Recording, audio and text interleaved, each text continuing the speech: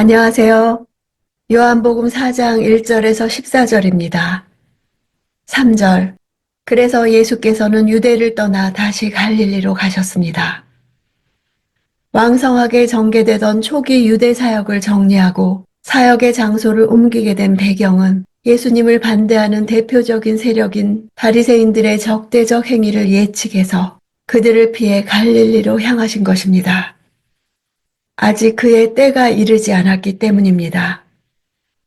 유대가 기득권자들의 본거지라면 갈릴리는 소외받는 자들의 본거지였습니다.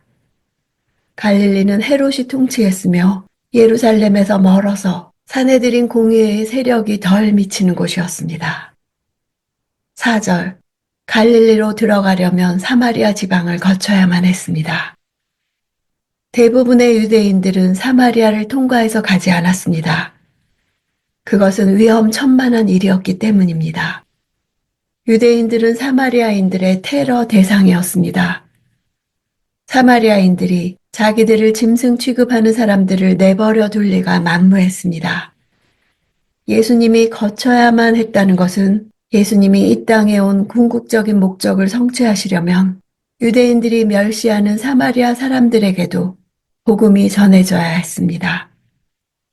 예수님은 바로 지금이 구약의 선지자들이 약속한 대로 이방인들까지도 하나님의 백성으로 추수할 때라고 생각하신 것입니다. 5절. 그리하여 예수께서는 사마리아의 수가라는 마을로 들어가셨습니다. 그곳은 옛날 야곱이 자기 아들 요셉에게 준 땅과 가까웠으며 수가는 세겜 근처의 작은 마을이었습니다. 세겜은 그리심산 골짜기에 위치한 도시였고 그리심산은 사마리아 성전이 세워진 곳이었습니다. 따라서 수가와 세겜과 그리심산은 서로 인접한 장소입니다. 수가의 여인이 성전 예배에 관심을 가진 것은 지리적으로 매우 자연스러운 일이었습니다. 야곱은 라반을 떠나 가나안에 들어왔을 때 세겜 근처에 정착했습니다. 야곱은 이때 운물을 팠을 것입니다. 7절. 한 사마리아 여인이 물을 기르러 나왔습니다. 예수께서 여인에게 말을 거셨습니다. 내게 물 좀 떠주겠느냐? 모세의 신의 언약 체계에서는 구원을 얻을 수 없다는 것을 유대교 최고층인 니고데모를 통해 보여줬다면 이제 신의 산 모세 언약 체계의 최하층인 사마리아 여인을 통해 보여줍니다. 한 사람은 예수님을 밤중에 찾아왔고 한 사람은 대낮에 예수님이 찾아가셨습니다. 사마리아인들이 부정하다고 경멸받는 혼혈이라는 요소에 여자들이 직접적 책임이 있는 것으로 여겨져서 남자들보다 더 심한 경멸의 대상이 되었습니다.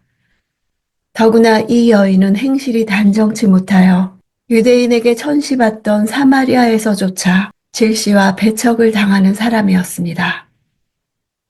9절. 사마리아 여인이 예수께 말했습니다.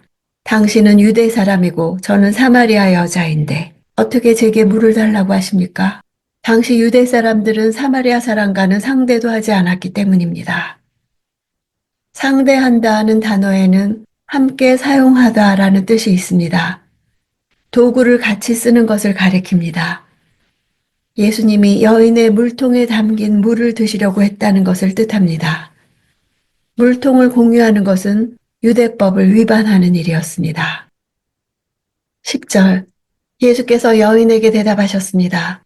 내가 하나님의 선물을 알고 또 물을 달라고 하는 사람이 누구인지 알았다면 도리어 내가 그에게 부탁했을 것이고 그가 내게 생수를 주었을 것이다. 예수님이 주시는 하나님의 선물은 생수, 곧 성령입니다. 예수님 당시의 생수는 고인물과 반대로 흐르는 물이라는 뜻입니다. 고인 웅덩이에서 길어올린 물이 아니라 흐르는 시내나 강에서 길어온 아주 시원하고 신선한 물을 가리킵니다. 이것은 니고데모에게 하셨던 물과 성령이라는 말씀과 같습니다. 율법학자 니고데모도 사마리아 여인도 거듭나기 위해서는 성령이 필요했습니다. 세상의 종교는 둘을 구분하고 차별했지만 하나님 앞에서는 다를 바 없는 같은 사람들이었습니다. 12절. 선생님이 우리 조상 야곱보다 더 크신 분이십니까? 야곱은 우리에게 이 우물을 주었고 그와 그의 아들들과 가축들도 다 여기에서 물을 마시지 않았습니까? 모세오경만 믿는 사마리아 사람들에게 야곱은 대단히 중요한 조상이었습니다. 그들에게 하나님이 아브라함에게 주신 언약은 곧 야곱에게 주신 언약과 같았습니다. 사마리아인들은 야곱이 파놓은 우물에 기대어 부족의 생명을 연장하고 있었습니다. 사막 지역에서 우물은 한 부족의 생명을 지탱합니다. 사마리아인들은 자신들도 유대인과 마찬가지로 야곱의 자손이라고 주장합니다. 야곱의 자손들은 그 조상 야곱이 준 우물에서 물을 공급받아 농사도 하고 목축도 하며 살아온 것입니다. 여기서 야곱의 우물은 신의 언약 체계, 즉 율법의 언약 체계를 상징합니다. 사마리아 여인은 자기네 부족이 하나님께서 자신들의 조상 야곱에게 주신 신의 언약에 의해 생명을 얻을 것이라고 주장합니다. 13절. 예수께서 대답하셨습니다. 이 물을 마시는 사람마다 다시 목마를 것이다. 야곱의 우물은 인간의 근본적인 갈증을 해결하지 못합니다.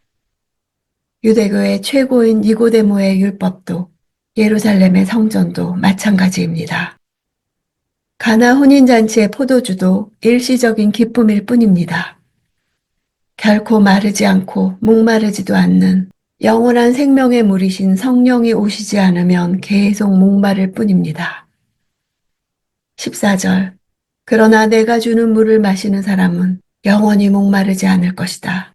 내가 주는 물은 그 사람 안에서 계속 솟아올라 영생에 이르게 하는 샘물이 될 것이다. 조상 야곱이 준 우물로 살아가기 때문에 예수의 물이 필요 없다고 하는 여인에게 예수님은 야곱의 우물은 결국 목마르게 한다고 말씀하십니다. 지금까지 거기서 농사짓고 목축도 하고 식수를 얻었을지라도, 즉 신의 언약 체계에 따라 하나님의 백성 노릇을 했을지라도 그 조상에게 주어진 언약은 다시 목마르게 할 뿐이지 진정한 구원이 될 수 없다는 뜻입니다.